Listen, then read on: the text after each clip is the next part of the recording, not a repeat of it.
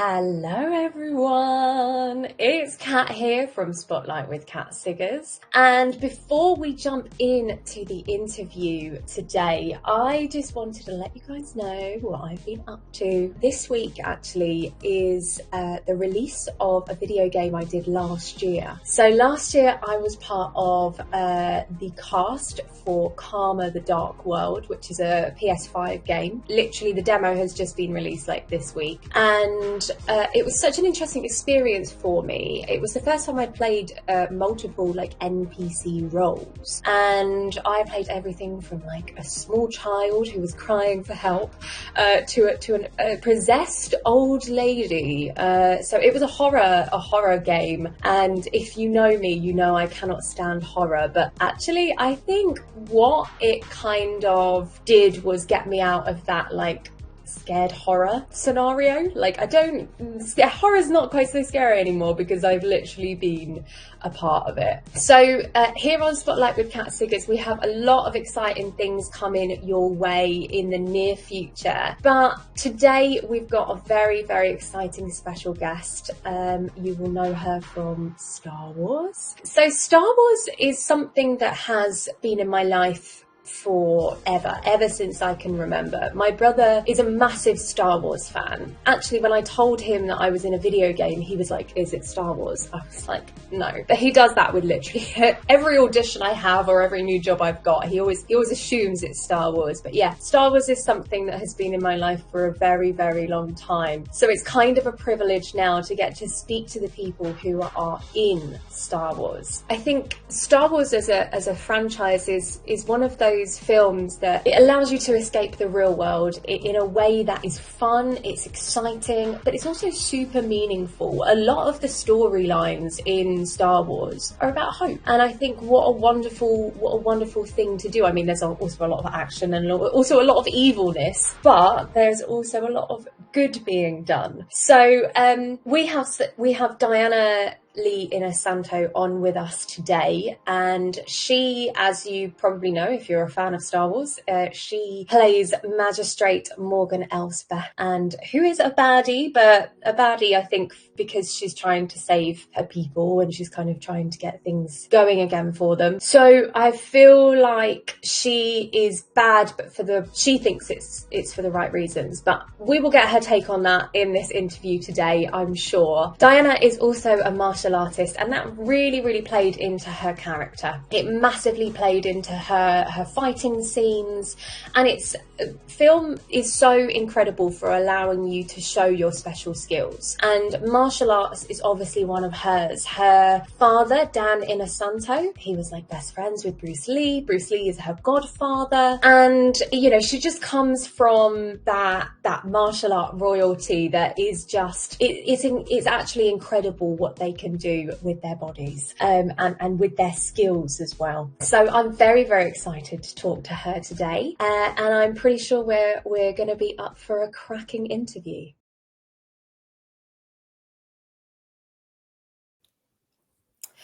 Hello, Diana. It is so lovely to have you on today. How are you? Hello, Kat. I am doing great. I'm actually doing really good, and even better because I get to meet you. And your team. So this is wonderful. Well, same. So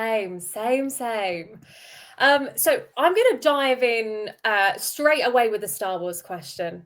Okay. So, you have made such a huge impact as Morgan Elsbeth in The Mandalorian and Ahsoka. What was your reaction when you first got that call that you'd be joining that legendary galaxy? Oh my gosh. Honestly, I didn't believe it at first. I didn't know anything about my character. I didn't even know her name was Morgan Elsbeth until the night my episode aired on The Mandalorian. That's how secretive. That's how secretive. Yeah, I knew nothing. You have to understand, I'm a late bloomer in this business. I mean, I've been around the business forever, but as far as really, making my mark, that came much later for me. And I actually thought it was going to, well, first of all, even when I got the call to audition, I thought it was a joke. I really thought somebody was, just, playing a practical joke, because they know I'm a huge Star Wars fan to begin with. But But when my manager was there to say, no, you have to sign an NDA even to audition, and you have 3 days to be, to get prepared. I'm like, okay, this sounds serious. But then I just assumed if I was going to audition for this, I thought it might be difficult really for me to be cast. I just didn't know what to expect. And I assumed it might just be more for a stunt acting role. And it's been so long. Okay. But I cried, because I love everything about Star Wars. And so when I got the call that I got this job, I didn't know what that entailed. I knew nothing other than the script that I was reading looks more like a historical war piece. You would never know it was Star Wars in a million years. And I had a feeling this character was a little bit of a villain. And so thank goodness for my theater roots, and so it wasn't until about a month that I found out that I was at least going to play the magistrate. And I didn't know what that entailed until I got on the set, and I'm like blown away because I'm meeting Jon Favreau. I'm meeting Dave Filoni, who created this character. And it was just a miracle. It really was a miracle. And so on the night that, you have to remember this was pandemic time, the night that the Mandalorian episode aired with both Rosario and I just thought, I heard Rosario call me Morgan Elsbeth. I'm like, wait, I got a name? And I was sad because everybody's making a big deal that, Baby Yoda is now Grogu. And I'm like, but I got a name, and it was just amazing. And yet I didn't know that even Ahsoka was going to be a possibility. I did not know they were working on a spin-off show until much later, like I think a year later or something like that. And yeah, it's been an amazing journey. It really has. Yeah. And so you've been a fan for a long time? Yeah, since I was a little girl. Yeah. So I'm much older than you. So, but yeah. So those would have been the ones, the earlier ones, the ones that were. They kind of did it backwards, didn't they? Yes, they did. Yeah, they shot the Mark middle Hamill section. Yeah, right. And I was a little girl at the time. And, I just, so from the time I was a little girl, I was like, oh, this is incredible. And I just loved everything. I loved everything about Princess Leia being this strong, woman. I loved everything about Harrison Ford's character with Han Solo and Luke Skywalker. I just loved it all, and the complexities of the relationships. So it was really, it was just to be part of this universe has just been just incredible, What was it like preparing for the role of a villain? How was that? I mean, I know she has her redeeming features. She's doing it for the right reasons, but what was it like preparing for a role like that? Yeah, it's interesting. I had this talk with Dave Filoni about this, and a villain really never sees themselves as a villain. They have their their mission that they need to accomplish, and they really, in their mind, think that they're the more righteous person in all of it, and that everybody else is getting in their way. But for me specifically, it depends on what part of the process. Like for Mandalorian, I knew I was going to go ahead and base this character more on world leaders from long ago. So I had a Shakespeare background, so I looked at Julius Caesar. Then understanding history, I looked at Catherine the Great, and I just thought, you know what, I'm going to try to get in the headspace of maybe what these leaders would have felt about their world and their role as, being this leadership, and the ends kind of justifies the means. But then when Dave told me that, this character is a Night Sister, then I was like, whoa, wait, Night Sister, that means Dathomir, right? And so from that point on, I was trying to get my Timothy Zahn's books really became a guide to me about Thrawn, because if you remember the first episode I did on on the Mandalorian, they mentioned Thrawn, which was a big reveal, right? And I thought, I need to understand everything about Thrawn. I need to understand what kind of people he would pick in his circle. And then I also, I looked, Dave Filoni's wife, Anne Condry, has an amazing book called Bug. She wrote this short story that deals with Dathomirian culture and the Night Sisters. And so all of that collectively helped me, shape Morgan Elsbeth. And, Dave and I would talk all the time about, her ambitions, her goals, where her place was in the empire. And so it was kind of a slow process, and I'm just so great. And of course, martial arts didn't help, didn't hurt, Not at all, not at all. I mean, kind of played into it. But I have a question, actually. Yeah. Why do you think she uses like combat as opposed to her kind of sorcery? I think it kind of depends on the situation, but that's a great question. That's almost a Dave Filoni question. I mean, I think in some ways she's had to stay hidden, because if you watch Tales of the Empire, the animation that inevitably came out after I did Ahsoka, you start to understand, like, in a way, she's kind of been on the run, after her her people were massacred. And so any kind of sorcery, I think, has to be done under the radar, and it has to be done very carefully. So I think she'll only use that when it's absolutely necessary. But I remember reading, when they showed the Jedi episode, people are like, how is it she can keep up with, Ahsoka? And I just wanted to, say, because she's a night sister, she has certain skills. She's force sensitive, but you can't reveal any of that. You kind of have to let people sort of subtly find that out for themselves, Absolutely. Oh my gosh. Well, let's talk. We cannot have you on and not talk about martial arts. Okay. You have been dubbed as martial arts royalty, and I'm sure you get this all the time. You're probably like, yeah, I know, whatever. No, I'm kidding. You're probably not like that. But what was it? I mean, you have a legendary father, Dan Inosanto, and your godfather, Lee. Yeah. What was it like growing up around that level of like kind of martial arts greatness? It's interesting for me, looking back in time with my adult eyes. I didn't understand how special these moments were that I was having as a child, being around my godfather, being around my dad. And yet here I can now happily say that it was wonderful to be around the Chinatown School as a child. It was wonderful to see historically that I was an eyewitness to my godfather making an impact, not only in the martial arts world, but in the entertainment world, because he changed everything. If you remember, in those days, you really rarely ever saw any form of combat or martial arts. And yet my godfather was able to put this on the map. I mean, he really created almost like another separate genre, the martial arts genre, right? And so, from there you had Chuck Norris, you had Steven Seagal, and if you were, from those days, you had Jean-Claude Van Damme, Jackie Chan, Jet Li. I mean, Michelle Yeoh. You had this whole generation of stars coming out of the martial arts genre, and it all goes back to my godfather, and so for that I'm forever grateful.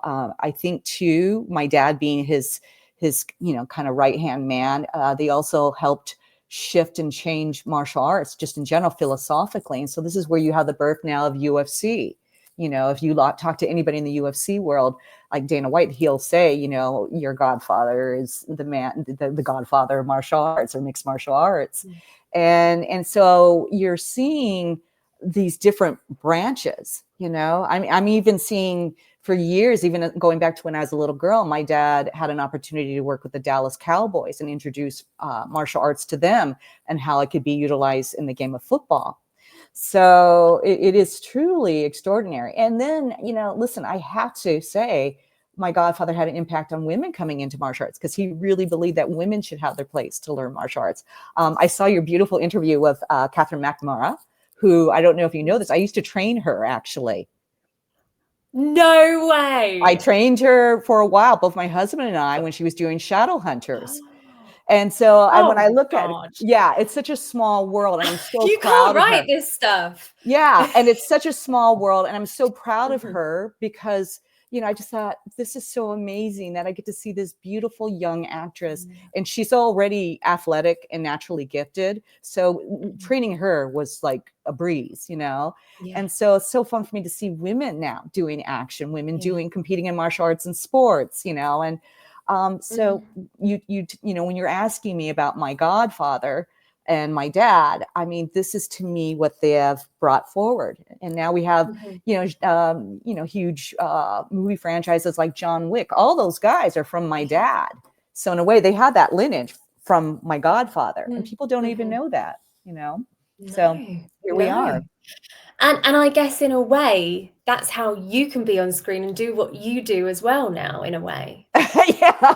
I mean, you know, if you think about it that way. Yeah, absolutely. You know, a path was paid for me, and and I'm always so grateful and thankful that, you know, that martial arts really was my culture.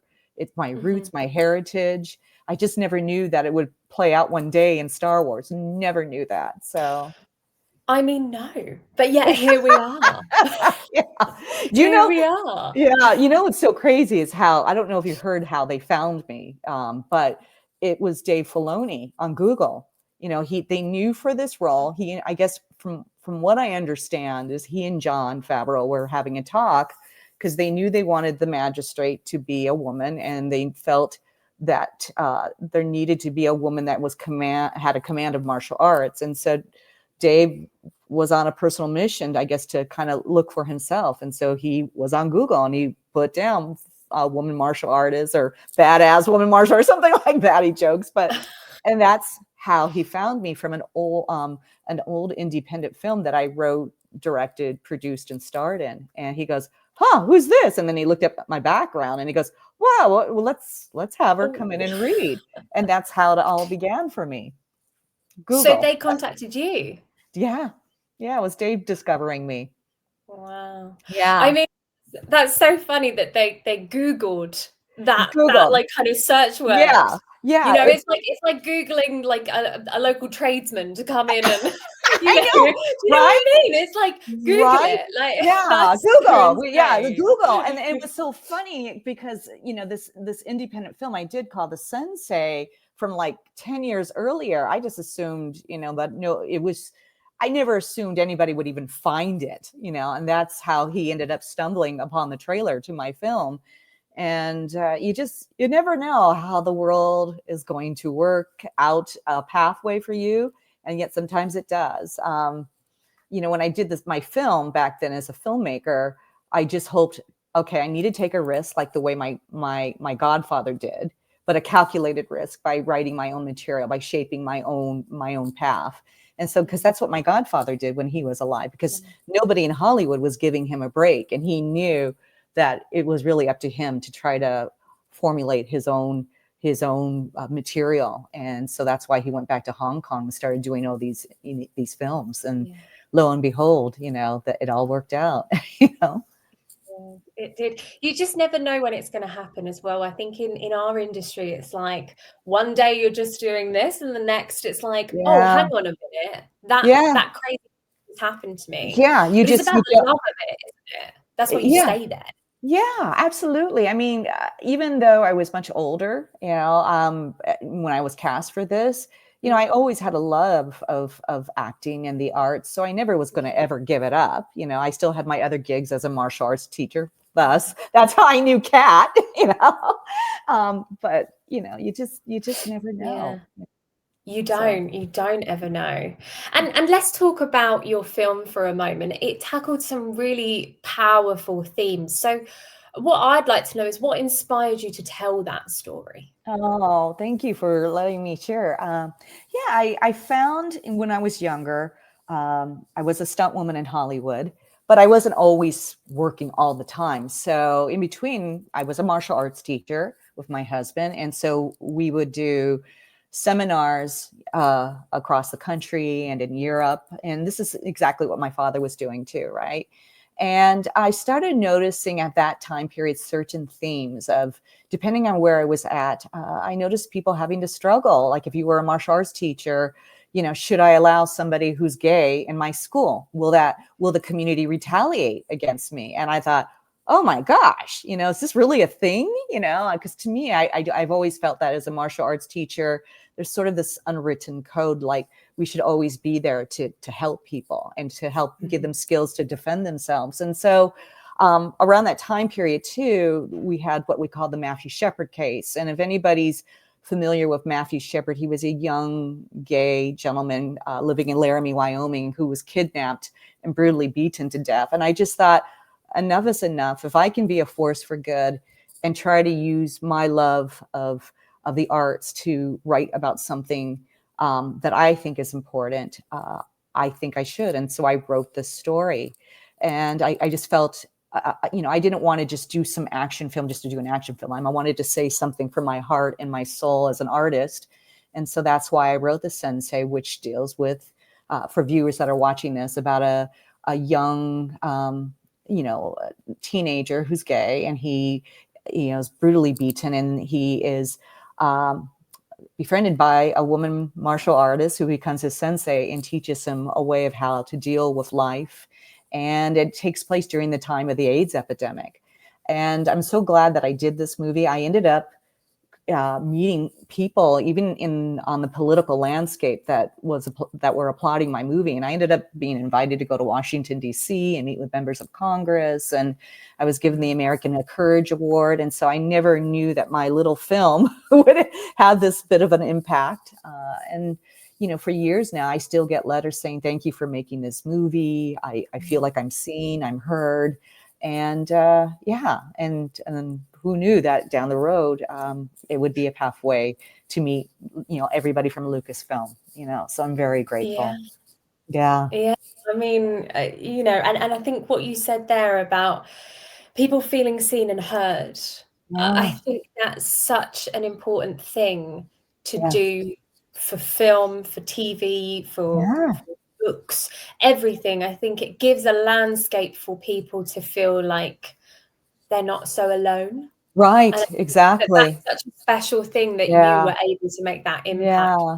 Yeah, and it's such a, I cry and all the time, in my heart when people tell me like they've been able to, find comfort in the film and know that they can it gives just a different point of view. And then also too, I feel in a way it helps educate people. Sometimes there are just people that just aren't aware that there's another group of people that are feeling ostracized, that are wanting to live peacefully and have a connection.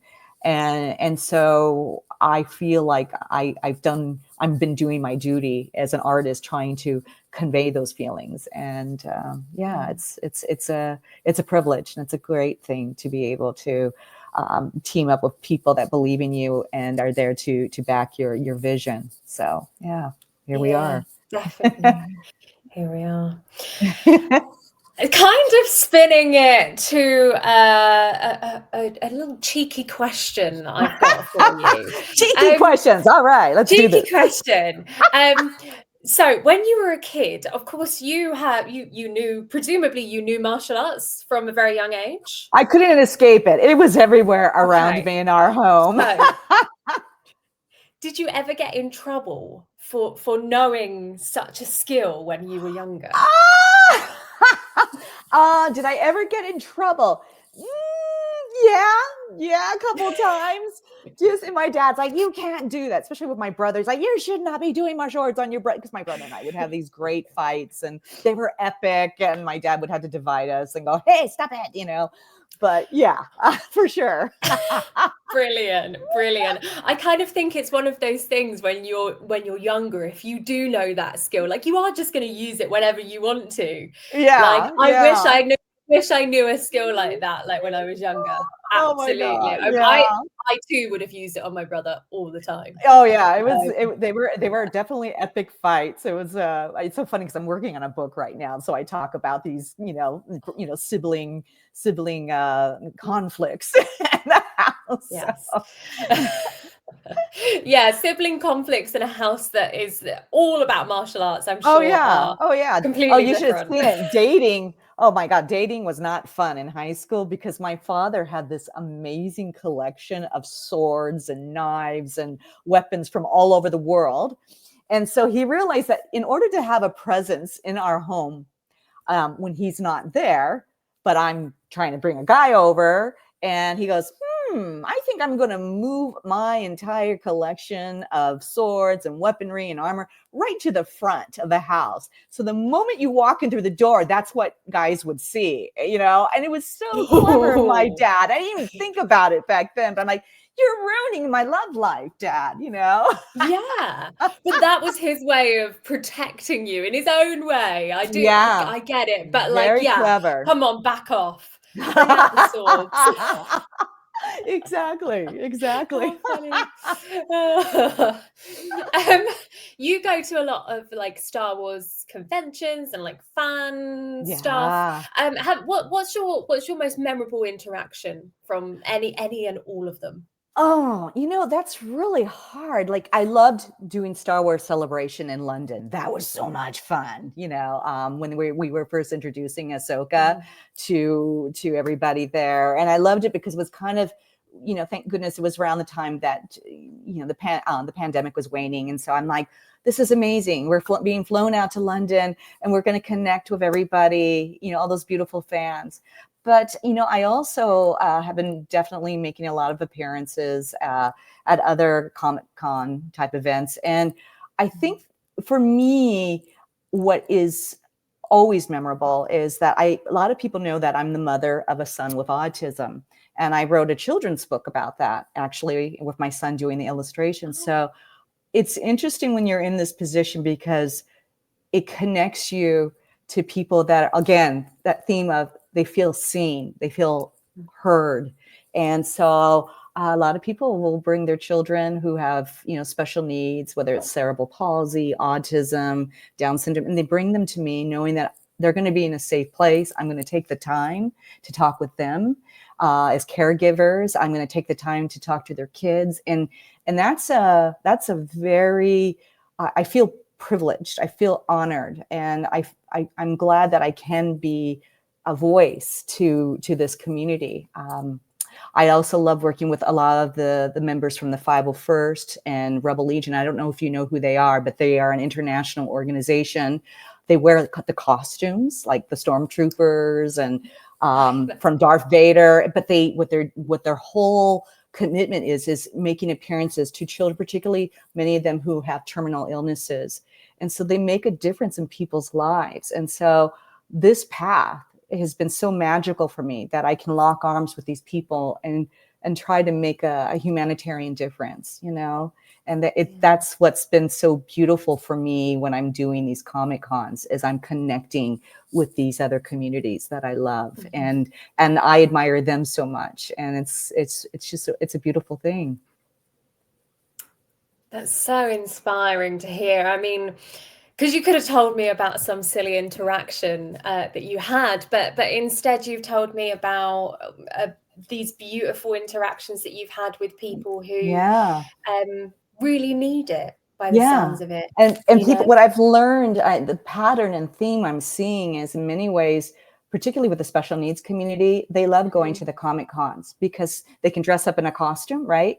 And they feel a little bit more courageous, you know, taking on this archetype, right? And so that's the good thing about Comic-Cons, I feel. But then there've been some goofy things that have happened to me. I loved with Iman, who plays Ezra Bridger. We ended up getting stuck in an elevator in Florida. Not kidding. And we had to do part of our panel from the elevator because we were trapped in this elevator and some were floating out there. It's hysterical. And you would never have believed that this was real, but it was so real. And you still did the panel? We still did the panel. In this elevator, and while my husband and our security guy was trying to open up the elevators, and I thought, let's just see if Instagram works, you know, live. And it did. And then we're trying to call out to the world, like, help, we're trapped in an elevator. Can you tell our host we're here? And they literally put it up on a big screen and the audience, like, they're trapped. And it was so funny to have to do this live panel from an elevator that we're trapped in. It was just so Star Wars, you know? Yeah. Oh, totally. All you needed was for like a stormtrooper to come in and like open the doors, Darth Vader come through. Exactly. Like maybe he's done it with the Force or something. Exactly. Like that would. I love that. That is wild. That is wild. That is So wild. that was probably my number one story. And I mean, I got so many other great memories because, when I'm you're sure doing you these, do. I'm seeing Rosario on the road. I'm seeing some of my other fellow, Star Wars brothers and sisters out there, and we connect, and I love it. It's just wonderful. It really is. Before we move on to fan questions, we know that Ahsoka 2 is about to begin. So, I mean, there's speculation about what happened to your character after that epic battle. Do tell. I don't know. Is there anything we can... so you can't tease anything? Do we know what happened? Is she gone? Is she completely dead as a doornail?